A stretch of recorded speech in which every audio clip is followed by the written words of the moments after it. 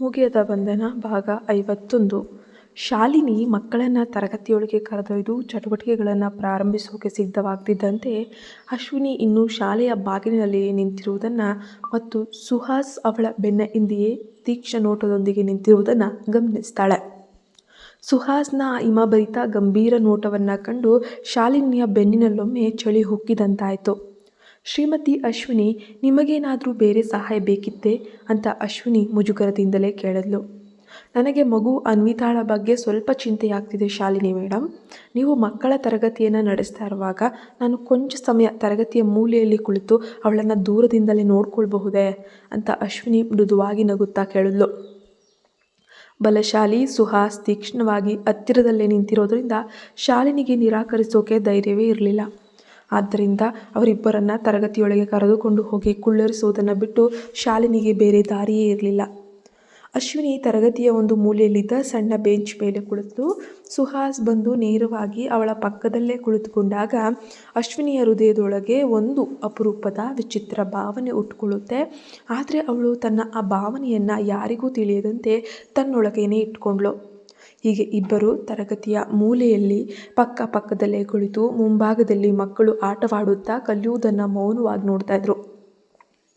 ಅನ್ವಿತಾಳ ಮನಸ್ಥಿತಿಯನ್ನು ಸುಧಾರಿಸಲು ಶಿಕ್ಷಕಿ ಶಾಲಿನಿ ಅವಳನ್ನು ಇತರ ಮಕ್ಕಳ ಗುಂಪಿನ ಮಧ್ಯದಲ್ಲಿ ಇರಿಸಲು ವ್ಯವಸ್ಥೆ ಮಾಡಿದ್ರು. 6 ಆದಿತ್ಯ ಮಾದರಿ ಅಣ್ಣಂದಿರಂತೆ ಅವಳ ಪಕ್ಕದಲ್ಲೇ ನಿಂತಿದ್ರು.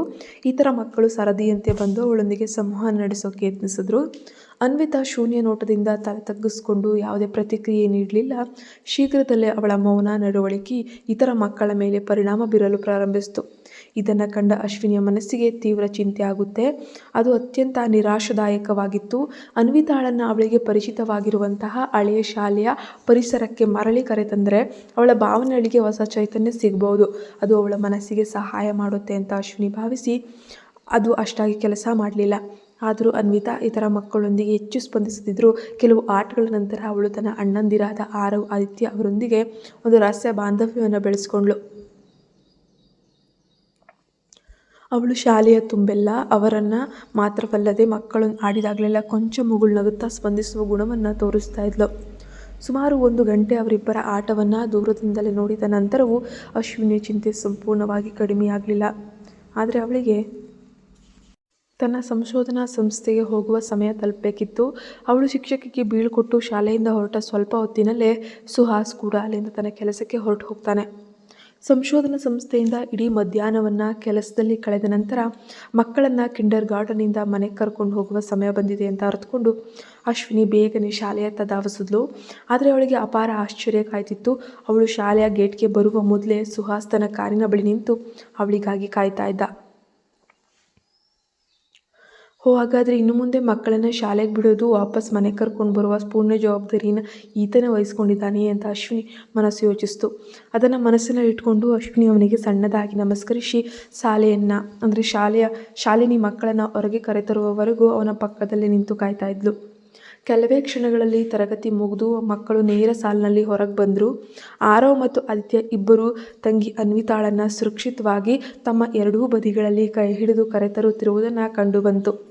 ಅವರೆಲ್ಲರೂ ಆ 5 ಸುಹಾಸ್ನ ಕಾರ್ನಲ್ಲಿ ಹತ್ತಿ ಕುಳಿತ ನಂತರ ಆದಿತ್ಯ ತೀವ್ರ ಉತ್ಸಾಹದಿಂದ ಅಶ್ವಿನಿಯ ಶಾರ್ಟ್ ತೋಳನ್ನು ಹಿಡಿದು ತನ್ನ ಮುಖದಲ್ಲಿ ದೊಡ್ಡ ನಗುವಿನೊಂದಿಗೆ ಎಳೆದು ಏನೋ ರಹಸ್ಯ ಹೇಳಲು ಅನುವಾದನು. ಆದಿತ್ಯ ತನ್ನ ಮುಖದಲ್ಲಿ ಅಷ್ಟೊಂದು ದೊಡ್ಡ ನಗುವಿನೊಂದಿಗೆ ತನ್ನ ಶಾರ್ಟ್ ತೋಳನ್ನು ಏಕೆ ಹೇಳುತ್ತಿದ್ದಾನಂತ ಅರ್ಥವಾಗದೆ ಅಶ್ವಿನಿ ಗೊಂದಲ ಹಾಗೂ ಕುತೂಹಲದ ನೋಟದಿಂದ ಅವನತ್ತ ನೋಡಿದ್ಲು.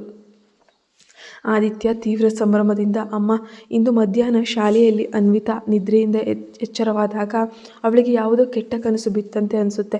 ಅವಳು ಜೋರಾಗಿ ಅಳಲು ಪ್ರಾರಂಭಿಸಿದ್ಲು. ಶಿಕ್ಷಕಿ ಶಾಲಿನಿ ಮೇಡಮ್ ಇತರ ಹೆಣ್ಣು ಮಕ್ಕಳೆಲ್ಲರೂ ಅವಳನ್ನು ಸಮಾಧಾನಪಡಿಸಲು ಎಷ್ಟೇ ಪ್ರಯತ್ನಿಸಿದರೂ ಕೂಡ ಅವಳು ಅಳು ನಿಲ್ಲಿಸಲೇ ಇಲ್ಲ. ಕೊನೆಗೆ ಆರವ್ ಅಣ್ಣ ನಾನು ಅವಳ ಹತ್ತಿರ ಹೋಗಿ ಸಮಾಧಾನ ಪಡಿಸ್ತಾರೆ. ತಕ್ಷಣವೇ ಅವಳು ಅಳು ನಿಲ್ಲಿಸಿ ನಮ್ಮನ್ನೇ ನೋಡಿದ್ಲು. ಅವಳಿಗೆ ನಮ್ಮಿಬ್ಬರ ಗುರುತು ಸಿಕ್ಕಿದೆ ಅಂತ ನಿನಗನ್ನಿಸ್ತಿದೆಯಾ ಅಮ್ಮ ಅಂತ ಖುಷಿಯಿಂದ ಹೆಮ್ಮೆಯಿಂದ ಹೇಳಿದ್ಲು. ಅದನ್ನು ಕೇಳಿದ ಅಶ್ವಿನಿಯ ಹೃದಯದಲ್ಲಿ ಹರ್ಷ ಉಕ್ಕಿ ಬಂತು. ಅವಳು ಹಿಂಭಾಗದ ಸೀಟ್ನಲ್ಲಿದ್ದ ಮಕ್ಕಳನ್ನು ನೋಡಿದ್ಲು. ತಂದೆ ಸುಹಾಸ್ ಕೂಡ ಸೈಡ್ ಮಿರರ್ನಲ್ಲಿ ಮಕ್ಕಳ ಈ ಸಂಭಾಷಣೆಯನ್ನು ಆಳವಾದ ಭಾವನೆಯಿಂದ ಆಲಿಸ್ತಿದ್ದ.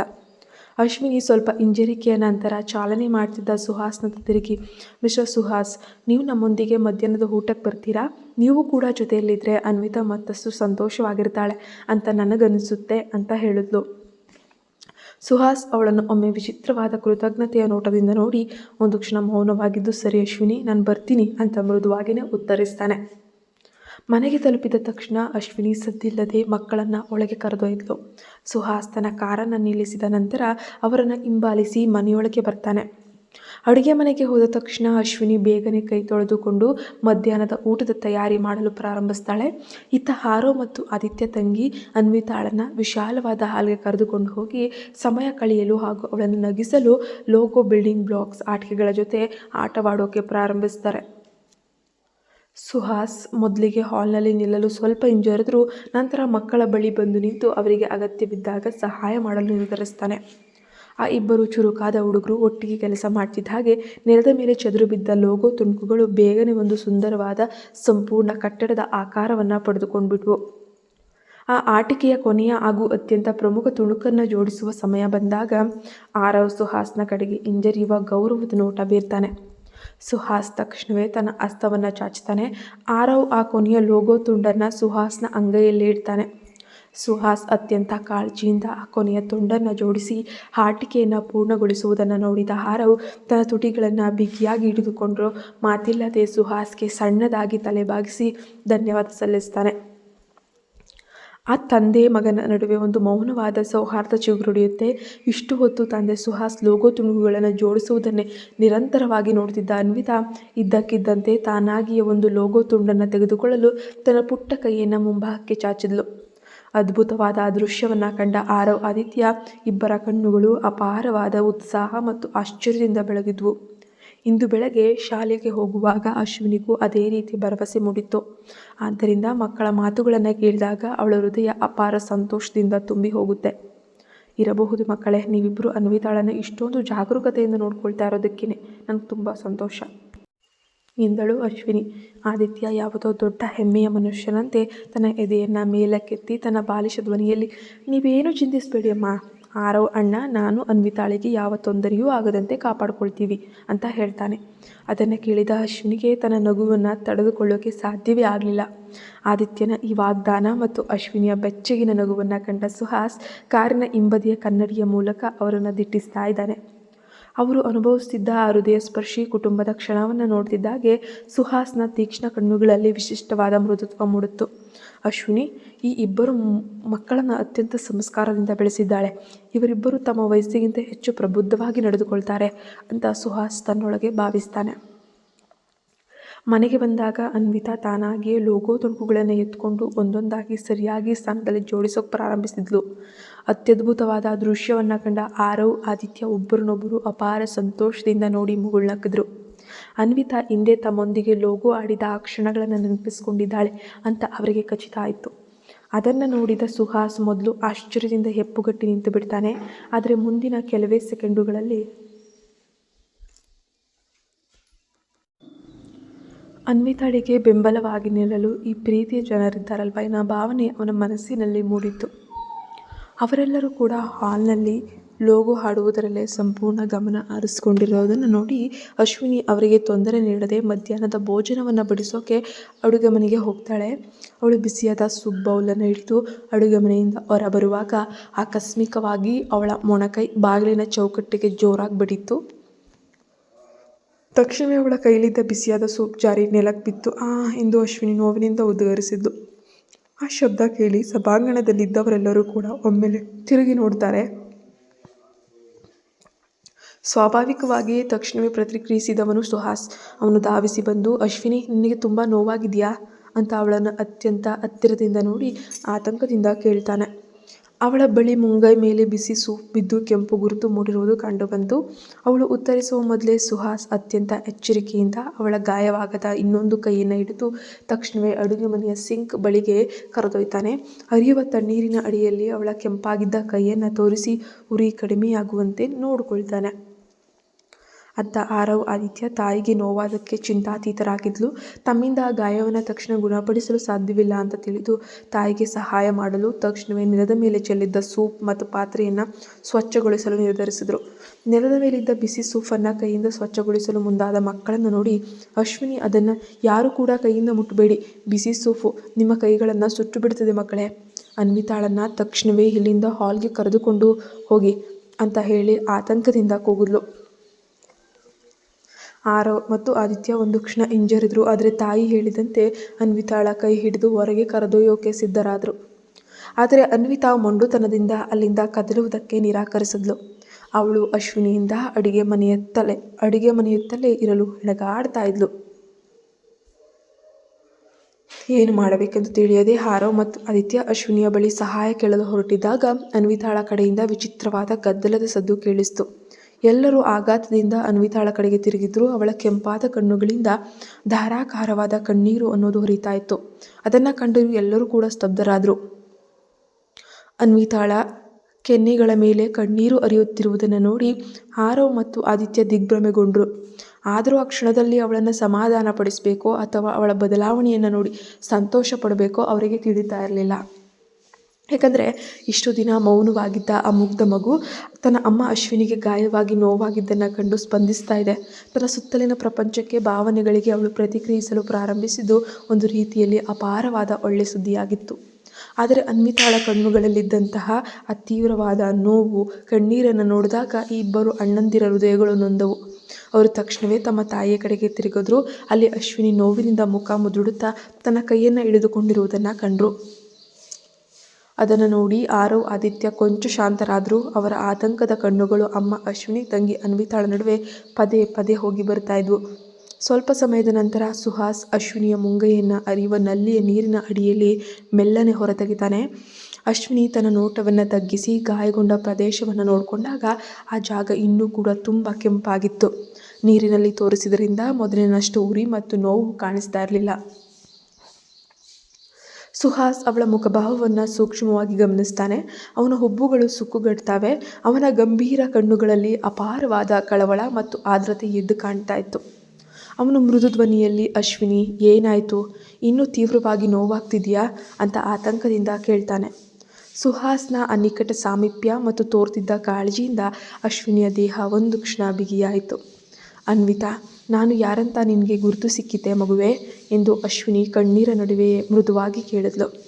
ಆ ಪುಟ್ಟ ಮಗು ಅನ್ವಿತಾ ತನ್ನ ಮುಗ್ಧ ಕಣ್ಣುಗಳನ್ನು ಒರೆಸಿಕೊಳ್ಳುತ್ತಾ ಸಣ್ಣದಾಗಿ ತಲೆಯಾಡಿಸ್ತಾಳೆ. ಅದನ್ನು ಕೇಳಿ ಆರವ್ ಆದಿತ್ಯ ಕಣ್ಣುಗಳು ಅಪಾರ ಸಂತೋಷದಿಂದ ಬೆಳಗಿದ್ವು. ಅವರು ತಕ್ಷಣವೇ ಅನ್ವಿತಾಳ ಬಳಿ ಬಂದು, ಹಾಗಾದರೆ ನಾವು ಯಾರಂತ ನಿನಗೆ ತಿಳಿದಿದೆಯೇ ಎಂದು ಆತರದಿಂದ ಕೇಳಿದ್ರು. ಆದರೆ ಅನ್ವಿತಾಳ ನೋಟ ಮಾತ್ರ ಅಶ್ವಿನಿಯ ಗಾಯಗೊಂಡ ಕೈಯ ಮೇಲೆಯೇ ಇತ್ತು. ಅವಳು ಆ ಹುಡುಗರತ್ತ ನೋಡಲೂ ಇಲ್ಲ. ಆರವ್ ಆದಿತ್ಯ ಕೊಂಚ ನಿರಾಶೆಗೊಳ್ತಾರೆ. ಅವರ ಮನಸ್ಸಿನ ಭಾವನೆಗಳನ್ನು ಅರ್ಥ ಮಾಡಿಕೊಂಡ ಅಶ್ವಿನಿ ತನ್ನ ಗಾಯವಾಗದ ಇನ್ನೊಂದು ಕೈಯನ್ನು ಮೇಲಕ್ಕೆತ್ತಿ ಅನ್ವಿತಾಳ ತಲೆಯನ್ನು ಪ್ರೀತಿಯಿಂದ ಸವರುತ್ತಾ, ನೋಡು ಅನ್ವಿತಾ, ನಿನ್ನ ಪ್ರೀತಿಯ ಅಣ್ಣಂದಿರು ಇಲ್ಲೇ ಇದ್ದಾರೆ. ಕಳೆದ 2 ದಿನಗಳಿಂದ ಇವರಿಬ್ಬರೇ ನಿನ್ನನ್ನು ಮಗುವಿನಂತೆ ನೋಡ್ಕೊಳ್ತಿದ್ದಾರೆ. ಒಮ್ಮೆ ಅವರತ್ತ ನೋಡು, ಅವರಿಗೆ ಸ್ಪಂದಿಸು ಅಂತ ಹೇಳ್ತಾಳೆ. ಆಗ ಅನ್ವಿತಾ ನಿಧಾನವಾಗಿ ಅಶ್ವಿನಿಯ ಅಪ್ಪುಗೆಯಿಂದ ತಲೆ ಎತ್ತಿ ತನ್ನ ಮುಂದೆ ನಿಂತಿದ್ದ ಇಬ್ಬರು ಅಣ್ಣಂದಿರನ್ನು ನೋಡ್ತಾಳೆ. ನಂತರ ಅವಳು ಸಣ್ಣದಾಗಿ ತಲೆಯಾಡಿಸಿ ಮತ್ತೆ ಅಶ್ವಿನಿಯನ್ನು ನೋಡಲು ಹಿಂತಿರುಗಿದ್ಲು. ಅಮ್ಮ, ನೀವು ಗಾಯಗೊಂಡಿದ್ದರಿಂದ ಅವಳು ನಿಮ್ಮ ಬಗ್ಗೆ ತೀವ್ರವಾಗಿ ಚಿಂತಿಸಿದ್ದಾಳೆ ಅಲ್ವೇ ಅಂತ ಆರವ್ ಅರ್ಥಪೂರ್ಣವಾಗಿ ವಿವರಿಸ್ತಾರೆ. ಆರವ್ನ ಮಾತುಗಳನ್ನು ಕೇಳಿದ ಅಶ್ವಿನಿಗೆ ಅಚ್ಚರಿಯಾಯಿತು. ಅವಳು ಅನ್ವಿತಾ ನೋಡ್ತಿದ್ದ ಸ್ಥಳವನ್ನು ಗಮನಿಸಿದಾಗ ಆ ಮುಗ್ಧ ಮಗು ನಿಜವಾಗಿಯೂ ತನ್ನ ಕೆಂಪಾಗಿದ್ದ ಗಾಯದ ಕೈಯನ್ನೇ ಆತಂಕದಿಂದ ನೋಡ್ತಾ ಇದ್ದಾಳೆ ಅಂತ ಅರಿವಾಯಿತು. ಆ ಸತ್ಯವನ್ನು ಅರಿತ ಅಶ್ವಿನಿಯ ಹೃದಯ ಕರಗಿ ಮೃದುವಾಗಿ ಹೋಯಿತು. ಅನ್ವಿತಾಳ ಪೂರ್ಣ ಚೇತರಿಕೆಯ ಹೆಚ್ಚಿನ ಸಮಯ ಮತ್ತು ತಾಳ್ಮೆ ಬೇಕಾಗ್ತದೆ ಅಂತ ಅವಳು ಭಾವಿಸಿದ್ಲು. ಆದರೆ ಈ ಸಣ್ಣ ಘಟನೆಯು ಅನ್ವಿತಾಳ ಒಳಗಿದ್ದ ಕಳವಳವನ್ನು, ಅವಳ ಹಳೆಯ ಪ್ರೀತಿಯನ್ನು ಹೊರತಂದಿತ್ತು. ಅಶ್ವಿನಿ ನಿಧಾನವಾಗಿ ತಲೆಯಾಡಿಸಿ, ಈಗ ನನಗೆ ನೋವಿಲ್ಲ ಅನ್ವಿತಾ, ನನಗೆ ಓಕೆ, ನೀವೇನು ಚಿಂತಿಸಬೇಡಿ ಅಂತ ಹೇಳ್ತಾಳೆ. ತನ್ನ ಕೈ ಹಿಡಿದಿದ್ದ ಸುಹಾಸ್ನ ಹಿಡಿತದಿಂದ ಕೈಯನ್ನು ಬಿಡಿಸಿಕೊಂಡು ಅವಳು ಬಾಗಿಲಿನ ಕಡೆಗೆ ನಡೆದಳು. ಅವಳು ತಿರುಗಿ ನೋಡಿದಾಗ ತನ್ನ ಇಬ್ಬರು ಗಂಡು ಮಕ್ಕಳ ದಿಕ್ಕು ತಪ್ಪಿದ ನೋಟಗಳನ್ನು ಕಂಡಳು. ಅಶ್ವಿನಿ ಅವ್ರು ನೋಡ್ತಿದ್ದ ಕಡೆಗೆ ತಿರುಗಿ ನೋಡಿದಾಗ ಅನ್ವಿತಾ ಕರುಣಾಜನಕವಾಗಿ ನರಳುತ್ತಾ ಇದ್ಲು. ಅವಳ ಸಣ್ಣ ದೇಹವು ಭಯ, ಕಾಳಜಿಯಿಂದ ನಡುಗ್ತಿತ್ತು. ಆದರೆ ಅವಳ ಬಾಯಿಯಿಂದ ಯಾವುದೇ ದೊಡ್ಡ ಶಬ್ದ ಏನೂ ಹೊರಬಂದಿರಲಿಲ್ಲ. ಅನ್ವಿತಾಗೆ ಆಂಟಿಸಮ್ ತೊಂದರೆ ಇದೆ ಅಂತ ತಿಳಿದ ನಂತರ ಅವಳು ಈ ರೀತಿ ಭಾವನಾತ್ಮಕವಾಗಿ ಪ್ರತಿಕ್ರಿಯಿಸ್ತಾ ಇರೋವಂಥದ್ದು ಇದೇ ಮೊದಲ ಬಾರಿಯಾಗಿತ್ತು. ಈ ಪುಟ್ಟ ಹುಡುಗಿ ತನ್ನ ಗಾಯನ ನೋಡಿ ಇಷ್ಟೊಂದು ದುಃಖಿತಳಾಗಿರೋದನ್ನು ಕಂಡು ಅಶ್ವಿನಿಗೆ ಚಿಂತೆ ನೋವನ್ನು ತಡೆಯಲಾಗಲಿಲ್ಲ. ಯಾಕೆ ಅಳ್ತಿದ್ಯಾ ಅನ್ವಿತಾ, ನಿನಗೆ ಭಯವಾಗ್ತಿದ್ಯಾ ಎಂದು ಕೇಳುತ್ತಾ ಅವಳು ಅನ್ವಿತಾಳ ಮುಂದೆ ಮೊಣಕಾಲೂರಿ ಕುಳಿತು ಅವಳ ಕಣ್ಣೀರನ್ನು ಹೊರಿಸೋಕೆ ಕೈ ಎತ್ತಿದ್ಲು. ಆದರೆ ಅನ್ವಿತಾ ಇದ್ದಕ್ಕಿದ್ದಂತೆ ಅಶ್ವಿನಿಯ ತೋಳುಗಳಿಗೆ ಹಾರಿ ಅವಳನ್ನು ಬಿಗಿಯಾಗಿ ಅಪ್ಕೊಂಡ್ಬಿಟ್ಲು. ಅಷ್ಟು ಮಾಡಿದರೂ ಕೂಡ ಕಣ್ಣುಗಳು ಅಶ್ವಿನಿಯ ಗಾಯಗೊಂಡ ಕೈಯ ಮೇಲೆಯೇ ನೆಟ್ಟಿದ್ವು. ಅನ್ವಿತಾಗೆ ಈ ಹಠಾತ್ ಅಪ್ಪುಗೆಯಿಂದ ಅಶ್ವಿನಿ ದಿಗ್ಭ್ರಮೆಗೊಂಡರು. ಆಘಾತದ ನಂತರ ಮಗುವಿನಲ್ಲಿ ಕಂಡುಬಂದ ಈ ಬದಲಾವಣೆಯಿಂದ ಅವಳ ಮನಸ್ಸಿಗೆ ಅಪಾರ ಸಂತೋಷವಾಯಿತು. ಹಿಂದೆ ಅನ್ವಿತಾ ಅಶ್ವಿನಿಯನ್ನು ನೋಡಿದಾಗಲೆಲ್ಲ ಹೇಗೆಯೇ ಅವಳ ಅಪ್ಪುಗೆಗೆ ಹಾರತಾ ಇದ್ಲು. ಅವಳು ಅಳುತ್ತಿದ್ದರೂ ಸಹ ಕನಿಷ್ಠ ಪಕ್ಷ ತನ್ನ ಸುತ್ತಮುತ್ತಲಿನ ವಾತಾವರಣಕ್ಕೆ ಮತ್ತು ಪ್ರೀತಿಯ ಜನರಿಗೆ ಪ್ರತಿಕ್ರಿಯಿಸ್ತಿದ್ದಾಳೆ ಎಂಬ ಯೋಚನೆಯನ್ನು ಮನಸ್ಸಿನಲ್ಲಿಟ್ಕೊಂಡ್ಳು. ಅಶ್ವಿನಿ ತನ್ನ ಗಾಯಗೊಳ್ಳದ ಕೈಯಿಂದ ಅನ್ವಿತಾಳನ್ನು ಮೃದುವಾಗಿ ಅಪ್ಪಿಕೊಂಡು ಅವಳು ಹಿಂಜರಿಯುತ್ತಾ, ಅನ್ವಿತಾ, ಈಗ ನಿನಗೆ ನನ್ನ ಗುರುತು ಸಿಗ್ತಾ ಇದೆ ಹೌದಾ, ನಾನು ಯಾರಂತ ನಿನಗೆ ತಿಳಿದಿದೆ ಅಲ್ವೇ ಎಂದು ಅತ್ಯಂತ ವಾತ್ಸಲ್ಯದಿಂದ ಕೇಳಿದ್ಲು. ಅನ್ವಿತಾ ಕೊನೆಗೂ ತನ್ನದೇ ಆದ ಮೌನದ ಲೋಕದಿಂದ ಸಂಪೂರ್ಣವಾಗಿ ಹೊರಬಂದಿದ್ಲು. ನನಗೇನೂ ಆಗಿಲ್ಲ ಅನ್ವಿತಾ, ನನ್ನ ಬಗ್ಗೆ ಚಿಂತಿಸಬೇಡ ಎಂದು ಅಶ್ವಿನಿ ತನ್ನ ಗಾಯಗೊಂಡ ಕೈಯನ್ನು ಎತ್ತಿ ಅವಳಿಗೆ ತೋರಿಸಿದ್ಲು. ಕೆಲವು ಸೆಕೆಂಡುಗಳ ಕಾಲ ಆ ಕೆಂಪಾದ ಚರ್ಮವನ್ನು ಸೂಕ್ಷ್ಮವಾಗಿ ನೋಡಿದ ನಂತರ ಅನ್ವಿತಾ ತಾನಾಗಿ ಅಶ್ವಿನಿಯ ಕೈಯನ್ನು ಹಿಡಿದು ಆ ಗಾಯದ ಮೇಲೆ ಅತ್ಯಂತ ಎಚ್ಚರಿಕೆಯಿಂದ ಮೃದುವಾಗಿ ಗಾಳಿಯನ್ನು ಊದಿದ್ಲು. ಆ ಅನ್ವಿತಾಳ ಸಣ್ಣ ಸ್ಪರ್ಶ, ಆ ಪ್ರೀತಿಯನ್ನು ಕಂಡ ಅಶ್ವಿನಿಯ ಮುಖದಲ್ಲಿ ನಿಜವಾಗಿಯೂ ನಗು ಇನ್ನಷ್ಟು ಮೃದುವಾಯಿತು. ಅವಳು ಆ ಮಗುವಿನ ತಲೆಯನ್ನು ಪ್ರೀತಿಯಿಂದ ತಟ್ಟಿ, ಧನ್ಯವಾದಗಳು ಮಗುವೆ, ಈಗ ನನಗೆ ಸ್ವಲ್ಪನೂ ನೋವಿಲ್ಲ ಗೊತ್ತಾ ಅಂತ ಹೇಳ್ತಾಳೆ. ಕೊನೆಗೆ ಅನ್ವಿತಾಳ ಮನಸ್ಸಿನಲ್ಲಿದ್ದಂತಹ ತಳಮಳ, ಆ ಒಂದು ಭಯ ಸ್ವಲ್ಪ ಕಡಿಮೆಯಾಗಿತ್ತು. ನಾನು ಒಳ್ಳೆಯ ವೈದ್ಯೆ, ನನ್ನ ಕೆಲಸದಲ್ಲಿ ತುಂಬ ನಿಪುಣಳು, ಈ ಸಣ್ಣ ಗಾಯವೇನೂ ಅಲ್ಲ ಬಿಡು, ನಾನು ತಕ್ಷಣವೇ ಇದಕ್ಕೆ ಮುಲಾಮು ಹಚ್ಚಿದ್ರೆ ಬೇಗನೆ ಗುಣವಾಗುತ್ತೆ, ನಿನ್ನ ಜೊತೆ ಮುದ್ದು ಹಚ್ಚಲು ಬರುವೆಯಾ ಅಂತ ಹೇಳಿಬಿಟ್ಟು ಅಶ್ವಿನಿ ಎದ್ದು ನಿಂತು ಕೇಳ್ತಾಳೆ. ಅದಕ್ಕೆ ಮುಗ್ಧ ಅನ್ವಿತಾ ಅತ್ಯಂತ ಉತ್ಸಾಹದಿಂದ ತಲೆಯಾಡಿಸಿ ಅಶ್ವಿನಿಯ ಉಡುಪಿನ ಅಂಚನ್ನು ಬಿಗಿಯಾಗಿ ಹಿಡಿದುಕೊಂಡು ಅವಳನ್ನೇ ಹಿಂಬಾಲಿಸಿದ್ಲು. ಅಷ್ಟರಲ್ಲಿ ಸೈಡ್ನಲ್ಲಿ ನಿಂತಿದ್ದ ವಿಕ್ರಮ್ನ ಕಣ್ಣುಗಳಲ್ಲಿ ಒಂದು ರೀತಿಯ ಅಪರೂಪದ ಭಾವನೆ ಅನ್ನೋದು ಮಿನುಗಿತ್ತು. ಅಶ್ವಿನಿ ತನ್ನ ನೋಟವನ್ನು ತಗ್ಗಿಸಿ, ನಿಮಗೆ ಅನಾನುಕೂಲ ಉಂಟು ಮಾಡಿದ್ದಕ್ಕೆ ದಯವಿಟ್ಟು ಕ್ಷಮಿಸಿ ಅಂತ ಮುಜುಗರದಿಂದಲೇ ಗೊಣಗಿದ್ಲು. ಅವಳ ಆ ಒಂದು ವಿನಮ್ರ ಪ್ರತಿಕ್ರಿಯೆಯನ್ನು ಕಂಡ ಸುಹಾಸ್ನ ಉಬ್ಬುಗಳು ಕೊಂಚ ಸುಕ್ಕುಗಟ್ಟಿದ್ವು. ಅವನು ತಕ್ಷಣವೇ ಬೇರೆ ಏನನ್ನೂ ಹೇಳಲಿಲ್ಲ. ಅಷ್ಟರಲ್ಲಿ ಅನ್ವಿತಾ ಅಶ್ವಿನಿಯ ಅಂಗಿಯನ್ನು ಬಿಗಿಯಾಗಿ ಹಿಡಿದುಕೊಂಡೆ ತನ್ನ ತಂದೆ ಸುಹಾಸ್ನ ಕೈಗಳನ್ನು ದಿಟ್ಟಿಸಿ ನೋಡ್ತಾ ಇದ್ಲು. ತಂದೆ ಸುಹಾಸ್ ಏನಾದರೂ ಗದರಿ ಅಶ್ವಿನಿಗೆ ಮತ್ತೆ ನೋವುಂಟು ಮಾಡ್ತಾನೋ ಎಂಬಂತಹ ಸಣ್ಣ ಆತಂಕ ಅವಳಲ್ಲಿತ್ತು. ಆ ಮಗುವಿನ ಆತಂಕವನ್ನು ಗ್ರಹಿಸಿದಂಥ ಅಶ್ವಿನಿ ಅವಳನ್ನು ನೋಡಿ ಸಾಂತ್ವನ ಹೇಳುವ ರೀತಿಯಲ್ಲಿ ಮುಗುಳ್ನಕ್ಕದ್ಲು. ಅನ್ವಿತಾ, ಇವರು ನನಗೆ ನೋವುಂಟು ಮಾಡುತ್ತಿಲ್ಲ ಮಗುವೆ. ಅನ್ವಿತಾಳ ಕಣ್ಣುಗಳು ಸ್ವಲ್ಪ ಮಿಂಚಿದ್ವು. ಆದರೂ ಅವಳ ನೋಟ ಅಶ್ವಿನಿಯ ಕೈಯಿಂದ ದೂರವಾಗಲಿಲ್ಲ. ಆರವ್ ತಂದೆ ಸುಹಾಸ್ನ ಪಕ್ಕದಲ್ಲೇ ಕುಳಿತಿದ್ದ. ಅವನು ತನ್ನ ತಾಯಿಯ ಕೈಗಾದ ಗಾಯದ ಬಗ್ಗೆ ತೀವ್ರವಾಗಿ ಚಿಂತಾತೀತನಾಗಿದ್ದರು. ಸುಹಾಸ್ನ ಮುಂದೆ ಏನನ್ನೂ ಹೇಳದೆ ಮೌನವಾಗಿದ್ದರು. ಮತ್ತೊಂದೆಡೆ ಆದಿತ್ಯ ತನ್ನ ತಲೆಯನ್ನು ಒರಗಿಸಿ ತಾಯಿ ಅಶ್ವಿನಿಯ ಗಾಯವನ್ನು ಸೂಕ್ಷ್ಮವಾಗಿ ನೋಡ್ತಿದ್ದ. ನಂತರ ಅವನು, ಅಮ್ಮ, ಕೈ ಮೇಲೆ ತುಂಬ ಗುಳ್ಳೆಗಳು ಬರುವಂತೆ ಕಾಣ್ತಿದೆ, ಗುಳ್ಳೆಗಳು ಬರ್ತವೆಯಾ? ತಮ್ಮ ತಾಯಿ ವೈದ್ಯೆ, ಅವಳ ಕೈಗಳು ಅವಳಿಗೆ ಬಹಳ ಮುಖ್ಯ, ಆ ಕೈಗಳಿಗೆ ಏನೂ ಆಗಬಾರ್ದು ಅಂತ ಮುಗ್ಧವಾಗಿ ಹೇಳ್ತಿದ್ದಾನೆ. ಕತೆ ಮುಂದುವರಿಯುತ್ತೆ. ಪ್ಲೀಸ್ ನಮ್ಮ ಚಾನಲ್